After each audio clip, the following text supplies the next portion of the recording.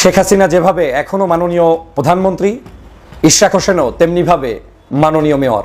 এবং আমার কাছে মনে হয়েছে বাংলাদেশের রাজনীতিতে একটি কলঙ্কজনক অধ্যায় তিনি রচিত করেছেন। আপনি নিশ্চিত থাকেন আপনার এই কার্যক্রমকে বাংলাদেশের শতকরা 99% মানুষ অপছন্দ করে।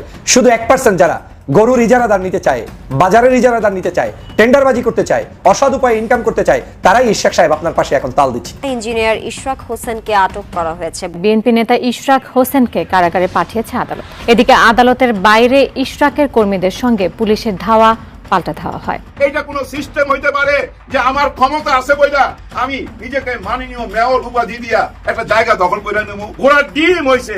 ডক্টর মোহাম্মদ ইউনূস স্যারকে চিনেন? ঘোড়ার ডিম চিনেন আপনারা? এই খবর গণমাধ্যমে জানাজানি হওয়ার পরেই তোলপাড় সৃষ্টি হয়েছে। যুগান্তকারী সঠিক সিদ্ধান্ত নিয়েছে, ইতিহাসের অন্যতম সেরা সিদ্ধান্ত নিয়েছে। আঙ্গুল বাঁকা করতে শিখেছে, পলিটিক্স শিখেছে। ওর টুটি চেপে ধরবে, ওর গলা চেপে ধরবে, ওর বিচি চেপে ধরবে। একেই বলা হয় সম্ভবত বাঘের ঘরে ঘুঘের বাসা। আসসালামু আলাইকুম এভরিওয়ান, কি অবস্থা সবার? আশা করছি সবাই ভালো এবং সুস্থ আছেন। প্রতিদিনের মতো আবারও আরেকটি নতুন ভিডিওতে আপনাদের সবাইকে স্বাগতম। আপনারা ইতিমধ্যে কিছু অংশ বিশেষ এবং টাইটেল এবং থাম্বনেল থেকে বুঝতে পেরে গিয়েছেন ভিডিওটি কতটা গুরুত্বপূর্ণ হতে যাচ্ছে এবং রাজনৈতিক যে চলমান পরিস্থিতি তারাও ধারাবাহিকতা আজকে আমাদের এই ভিডিওটি।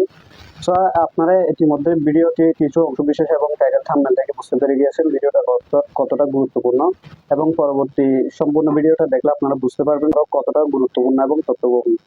সম্পূর্ণ ভিডিওটি শুরু করার পূর্বে আমি আপনাদেরকে জানিয়ে রাখতে চাই যে যারা আমাদের এই চ্যানেলটিতে নতুন অবশ্যই সাবস্ক্রাইব করার পাশে থাকবেন, এবং যারা ইতিমধ্যে সাবস্ক্রাইব করে ফেলেছেন আপনাদেরকে অসংখ্য ধন্যবাদ। তবে চলুন আমরা মূল ভিডিওটি শুরু করি।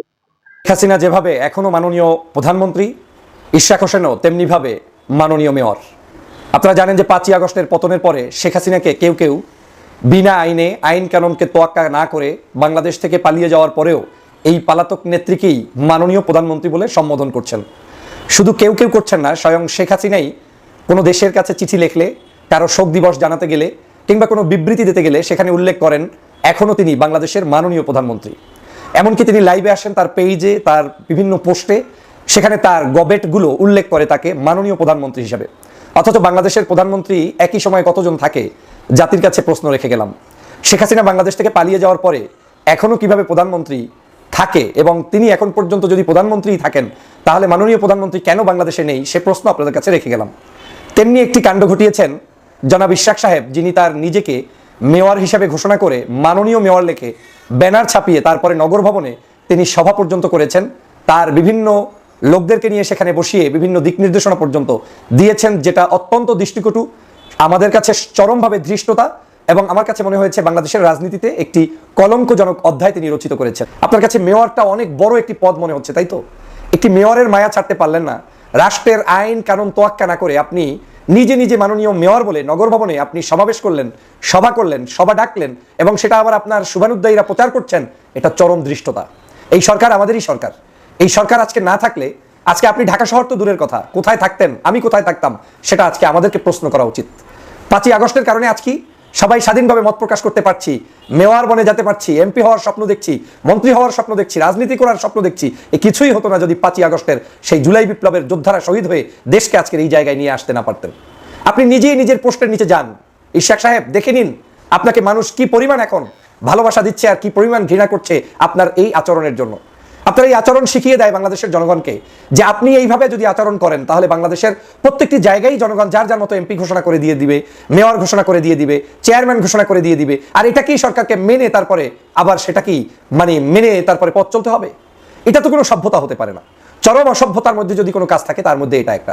আপনি গতানুগতিক আন্দোলন করতে চাইলে আমার কোনো আপত্তি নেই, আপনি আপনার দাবি দেওয়া সরকারের কর্ণগোহরে পৌঁছাতে চাইলে আমার কোনো আপত্তি নেই, কিন্তু সে দাবিটা হতে হবে ভিন্ন উপায়ে। আপনি এখন পর্যন্ত শপথের মাধ্যমে মেয়র হননি, এবং শপথ ছাড়া যদি কেউ এরকম বসে যায় তাহলে বাংলাদেশে 2018 সালে নির্বাচন অনৈতিক হয়েছে, 14তে অনৈতিক হয়েছে, আপনার 8 সাল থেকে শুরু করে 13, 14, 18, এই 24 যাই হয়েছে নির্বাচন সবই তো অনৈতিক হয়েছে। সবাই মিলে আমরা যার যার আসনে যারা ইলেকশন করেছি আমরা এমপি হয়ে বসে গেলেই তো হয়ে যায়। কাউকে না কাউকে আমাদের শ্রদ্ধা করতে হবে, কাউকে না কারো কাছে আমাদেরকে কি বলে শরণাপন্ন হতে হবে। আজকের মেয়র হিসেবে এই সরকারের যে কাজটি ভুল হয়েছে সেটা হয়েছে গেজেট প্রকাশের পরেই কাউকেই মেয়র হিসেবে নিযুক্ত না করা উচিত ছিল। তাহলে এই সরকারের এই ধরনের প্রশ্নবিদ্ধ আলোচনাও হয়তো আসতো না। সরকারের উচিত ছিল এক গেজেটে সবাইকে যেভাবে নিষিদ্ধ করেছে আরেকটি আইনের মাধ্যমে, নির্বাচন কমিশনের মাধ্যমে এই নির্বাচন প্রক্রিয়াকে ত্বরান্বিত করে সমস্ত জায়গায় মেয়র ইলেকশনগুলো করে দেয়া। তাহলে আর আজকের এই ভেজালটা থাকতো না। হয়তো সরকার প্রথমটা করেছে আবেগে, অথবা তারা হয়তো বুঝতে পারে নাই এতটা জটিলতা হবে, সেটা ভাবতেও পারে নাই। পরবর্তীগুলো হয়তো সরকার সিদ্ধান্ত নিয়ে এভাবেই হয়তো চিন্তা করছেন যে না, আর কাউকে দিব না, তাতে যতই সমালোচনা হোক। কিন্তু আজকের এই সরকারকে আমাদের সহযোগিতাই করা উচিত ছিল। একটি মেয়রই আমাদের চূড়ান্ত লক্ষ্য নয়। আজ আপনি মেয়র হতে পারলেন, কিন্তু এই অবৈধ পথের আজকের যে আওয়ামী লীগ বিভিন্ন সময় ক্ষমতা দখল করেছে, সেই আওয়ামী লীগের পথই যদি আপনাকে পথ চলতে হয়, তাহলে সেটা জাতির জন্য, দেশের জন্য, মানবতার জন্য, আমাদের গণতন্ত্রের জন্য কখনোই শুভকর নয়। কিন্তু আপনি সেই পথটা এখন তৈরি করেছেন এবং আপনি আপনার ইমেজটাকে সেখানে ডাউন করেছেন। আপনি নিশ্চিত থাকেন আপনার এই কার্যক্রমকে বাংলাদেশের শতকরা 99% মানুষ অপছন্দ করে। শুধু 1% যারা গরুর ইজারাদার নিতে চায়, বাজারের ইজারাদার নিতে চায়, টেন্ডারবাজি করতে চায়, অসৎ উপায়ে ইনকাম করতে চায়, তারাই ইশাক সাহেব আপনার পাশে এখন তাল দিচ্ছে। আপনি খুঁজুন ওদের আইডিগুলো, ওদের আইডিতে দেখবেন না 5ই আগস্টের পূর্বে কোনো মজলুমের আর্তনাদ দেখবেন না, ওদের কোনো আন্দোলন সংগ্রামের ইতিহাস দেখবেন না। এরা তাল দিয়ে আপনাকে বোকা বানিয়ে এখন আপনাকেই ধ্বংসের দ্বার প্রান্তে নিয়ে যাচ্ছে। আমার কাছে সেটাই মনে হচ্ছে। যদি নির্বাচন কোন ধরনের বিচার এবং মৌলিক সংস্কার ছাড়াই নির্বাচন করা হয় এবং ডক্টর ইউনূস সাহেব যদি সেই নির্বাচনকালীন সরকারের দায়িত্ব পালন করেন, তাকে বলা হয়েছে বিএনপি তাকে সরকারে আসলে তাকে হয়তো রাষ্ট্রপতি বানাবেন। আমরা অ্যাপ্রিসিয়েট করি ডক্টর ইউনূসের মতো একটা অ্যাসেট বাংলাদেশের পক্ষে কাজ করুক, এটা সবার জন্য সম্মাননা। কিন্তু সেটা যদি নির্বাচনের আগে বিচার না করে, নির্বাচনের আগে যদি সংস্কার, মৌলিক সংস্কার না করে আপনি বিএনপির সাথে এই কথা বলে তাদের সাথে যোগ দিয়ে নির্বাচনকালীন দায়িত্ব পালন করেন, যেভাবে মাথার তাজ বানিয়ে রেখেছিলাম, আমরাই আপনাকে ইতিহাসের শ্রেষ্ঠতম গাদ্দার ঘোষণা করবো, মনে রাখেন। আপনার জীবনে কোনো কিছু প্রাপ্তির অভাব নাই। তরুণদের কাছ থেকে, শহীদদের মায়েদের কাছ থেকে, শহীদদের সন্তানের কাছ থেকে জুলাইয়ের গাদ্দার হিসেবে বিবেচিত হয়ে কবরে যাবেন না। আল্লাহর রাস্তে আপনার হাতে পায়ে ধরে বলি, বিএনপির ভাইরা যেই শহীদ জিয়া বাকশালের পর নতুন গণতন্ত্র ফিরে আনছে, যেই খালেদা জিয়া 91-তে শুধু ভারত বাংলাদেশ নিয়ে যাবে এই সত্য কথা বইলা তুমুল ভোটে নির্বাচিত হয়েছে, সেই জিয়ার দল, সেই খালেদা জিয়ার দল বিএনপি আজকে সংস্কারের পক্ষে যদি কথা না বলে, আজকে বিচারের পক্ষে বড় মিছিলটা না করে, তাহলে আমরা সেই বিএনপিকে বলতে চাই, মনে রাখেন অভ্যুত্থান শুরু হয়েছে, অভ্যুত্থান শেষ হয় নাই। দায়িত্ব নিয়ে বলি, ছোট মানুষ হিসেবে বেঁচে থাকবো কিনা জানি না, যদি বিচার না করে, মৌলিক সংস্কার না করে নির্বাচন করে ফেলা হয়, মনে রাখেন আগামী 3 বছর, 5 বছর বা 10 বছর সামটাইম যে কোনো একটা সময় দেশে চূড়ান্ত একটা গণ অভ্যুত্থান হবে। সেই গণ অভ্যুত্থানের নেতৃত্ব দিবে এই হাজার হাজার শহীদের বাবা মায়েরা, আহত যোদ্ধারা এবং আমাদের মতো যাদের হৃদয় রক্তক্ষরণ হয়েছে কোটি কোটি জনগণ, যারা বিএনপিও করে না, জামাতও করে না, কোনো দল করে না, তারা খালি বাংলাদেশ করে। 45,000-এর বেশি কেন্দ্র আছে। শহরের কেন্দ্রগুলো পুলিশ পাহারা দিবে। ভাই, প্রত্যেকটা টিভি ক্যামেরা, আপনারা বলেন আপনাদের প্রত্যেকটা টিভি সেন্টারে কয় হাজার ক্যামেরা আছে? 500, 1000? 45,000 কেন্দ্রের বেশি যদি কেন্দ্র থাকে, আপনাদের 45,000 ক্যামেরা আছে, 46,000 ক্যামেরা আছে, সাংবাদিক আছে। শহরে দেখানো যাবে আর্মি পাহারা দিচ্ছে, সেই গ্রামের যে কেন্দ্রটা যেখানে শহর থেকে যাইতে লাগে 2.5-3 ঘন্টা, সেইখানে কেন্দ্রটা দখল হয়ে যাবে, আর্মি থাকবে না, পুলিশের তো কোনো সাহসই নেই, পুলিশ তো ফাংশনই করে না, সেই সব কেন্দ্র দখল হয়ে যাবে। ভোট দিতে যাবে কে বলেন? কে ভোট দিবে? যদি, এবং আমরা বলেছিলাম যে একটা উচ্চ কক্ষ হবে, নিম্ন কক্ষ হবে, নিম্ন কক্ষে সাধারণ ভোট হবে, উচ্চ কক্ষে একটা আনুপাতিক হারে হোক, যেভাবে হোক আপনারা ঠিক করেন। তো যদি কোনো উচ্চ কক্ষ না হয়, আগের মতো 300 সংসদে ভোট হয়ে যায়, সেই পাড়ার মাস্তানটা যারা দেখলে মানুষ ভয় পায়, সে আবার সাংসদ হয়ে, সংসদ সদস্য হয়ে এলাকায় ফিরে যায়, তাহলে এই অভ্যুত্থানের দামটা কি আমার বলেন?